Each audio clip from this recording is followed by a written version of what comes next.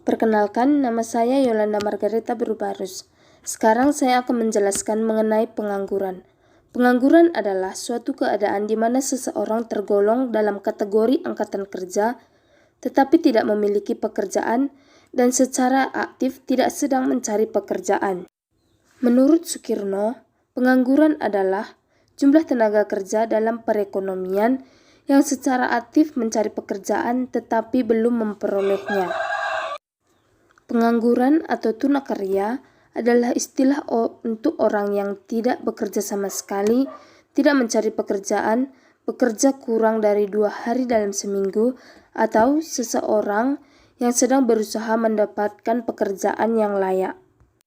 Macam-macam pengangguran. Yang pertama, berdasarkan jam kerja. Berdasarkan jam kerja, pengangguran dikelompokkan menjadi 3 macam, yaitu pengangguran terselubung adalah tenaga kerja yang tidak bekerja secara optimal karena suatu alasan tertentu. Yang kedua, setengah menganggur. Pengangguran setengah menganggur adalah tenaga kerja yang tidak bekerja secara optimal karena tidak ada lapangan pekerjaan. Tenaga kerja setengah menganggur ini merupakan tenaga kerja yang kurang dari 35 jam selama seminggu. Yang ketiga adalah pengangguran terbuka. Adalah tenaga kerja yang sungguh-sungguh tidak mempunyai pekerjaan. Pengangguran jenis ini cukup banyak karena memang belum mendapat pekerjaan, padahal telah berusaha secara maksimal. Yang kedua adalah berdasarkan penyebab terjadinya. Berdasarkan penyebab terjadinya, pengangguran dikelompokkan menjadi 7 macam, yaitu pengangguran friksional. Pengangguran friksional adalah pengangguran yang sifatnya sementara, yang disebabkan adanya kendala waktu. Informasi dan kondisi geografis adalah antara pelamar kerja dengan pembuka lamaran. Penganggur yang mencari pekerjaan tidak mampu memenuhi persyaratan yang ditentukan pembuka lapangan kerja. Yang kedua, pengangguran konjungtural. Pengangguran konjungtural adalah pengangguran yang diakibatkan oleh perubahan gelombang kehidupan perekonomian atau siklus ekonomi. Yang ketiga adalah pengangguran struktural. Pengangguran struktural adalah pengangguran yang diakibatkan oleh adanya perubahan struktur ekonomi dan corak ekonomi dalam jangka panjang. Yang keempat, pengangguran musiman. Pengangguran musiman adalah keadaan menganggur karena adanya fluktuasi kegiatan ekonomi jangka pendek yang menyebabkan seseorang harus menganggur.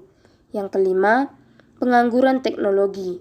Pengangguran teknologi adalah pengangguran yang terjadi akibat perubahan atau pergantian tenaga manusia dengan menggunakan tenaga mesin-mesin. Yang keenam adalah pengangguran politis. Pengangguran politis terjadi karena adanya peraturan pemerintah yang secara langsung tidak mengakibatkan pengangguran. Yang ketujuh adalah pengangguran deflator. Pengangguran deflator ini disebabkan tidak cukup terjadinya lapangan pekerjaan perekonomian secara keseluruhan, atau karena jumlah tenaga kerja melebihi kesepakatan kerja, maka timbullah pengangguran. Penyebab pengangguran. Pengangguran pada umumnya disebabkan karena jumlah angkatan kerja tidak sebanding dengan jumlah lapangan pekerjaan yang mampu menyerapnya. Pengangguran seringkali menjadi masalah dalam perekonomian, karena dengan adanya pengangguran, produktivitas dan pendapatan masyarakat berkurang sehingga dapat menyebabkan timbulnya kemiskinan dan masalah-masalah sosial lainnya. Tingkat pengangguran di Indonesia. Sejak tahun 1997 sampai dengan 2003, angka pengangguran terbuka di Indonesia terus menaik. Dari 4,18 juta menjadi 11,35 juta, didominasi oleh pengangguran usia muda. Selain usia muda, pengangguran juga banyak mencangkup berpendidikan rendah, tinggal di Pulau Jawa dan berlokasi di daerah perkotaan. Intensitas permasalahan juga lebih banyak terjadi pada penganggur wanita dan penganggur terdidik. Ada 3 asumsi yang menjadi harapan untuk menurunkan pengangguran dan setengah pengangguran. Yang pertama adalah pertumbuhan tenaga kerja rata-rata. per tahun dapat ditekan dari 2% pada periode tahun 2000 hingga 2005 menjadi 1,7% pada periode 2005 sampai 2009. Yang kedua, dapat ditingkatkannya pertumbuhan ekonomi menjadi 6% pada periode tahun 2005 sampai 2009 dari periode sebelumnya yang hanya memiliki 4,1%. Ketiga, transformasi sektor informal ke sektor formal dapat dipercepat baik di daerah perkotaan maupun pedesaan, terutama di sektor pertanian, perdagangan, jasa, dan industri. Cara-cara mengatasi pengangguran. Cara-cara mengatasi pengangguran antara lain sebagai berikut. 1. Meningkatkan mutu pendidikan. Kedua, meningkatkan latihan kerja untuk memenuhi kebutuhan keterampilan sesuai tuntutan industri modern. Ketiga, meningkatkan dan mendorong kewirausahaan.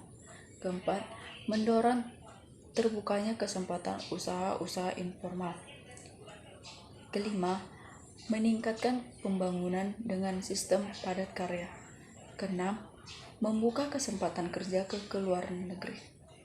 Dampak pengangguran terhadap ekonomi masyarakat. 1. Pendapatan per kapita. Orang yang menganggur berarti tidak memiliki penghasilan sehingga hidupnya akan membebani orang lain yang per kapita. Bila tingkat pengangguran tinggi, maka pendapatan per kapita akan menurun. Sebaliknya begitu juga. 2. Pendapatan negara. Kita tahu bahwa orang yang bekerja mendapatkan balas jasa berupa upah atau gaji. Upah gaji ini sebelum sampai ke tangan penerima akan dilakukan potongan pajak penghasilan terlebih dahulu. Nah, di sini jika banyak orang yang tidak bekerja, maka pajak penghasilan cenderung berkurang. Psikologis. Orang yang memiliki pekerjaan berarti ia memiliki status sosial di tengah masyarakat. Nah, di sini orang yang tidak memiliki pekerjaan dalam jangka waktu lama akan merasa rendah diri atau minder karena statusnya tidak jelas. Lalu selanjutnya, muncul biaya sosial. Tingginya tingkat pengangguran akan menimbulkan pengeluaran berupa biaya-biaya sosial seperti biaya pendanaan penyuluhan, biaya pelatihan, dan biaya keamanan sebagai akibat kecenderungan meningkatnya tindakan kriminalitas. Pemerintah dalam mengatasi pengangguran. Kondisi Indonesia masalah pengangguran harus dapat diatasi. Solusinya yaitu 1.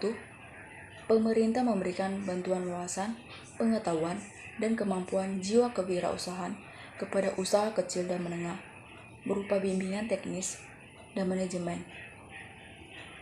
Yang kedua, melakukan pembenahan, pembangunan, pengembangan kawasan-kawasan, khususnya daerah yang tertinggal dan terpencil, sebagai prioritas dengan membangun fasilitas transportasi dan komunikasi. Selanjutnya yaitu membangun lembaga sosial yang dapat menjamin kehidupan penganggur, seperti PT Jaminan Sosial. Keempat, mengembangkan sektor pariwisata dan kebudayaan Indonesia dengan melakukan promosi ke berbagai negara untuk menarik para wisatawan asing, mengundang para investor untuk ikut berpartisipasi dalam pembangunan dan pengembangan kepariwisataan dan kebudayaan yang nantinya akan banyak menyerap tenaga kerja daerah setempat.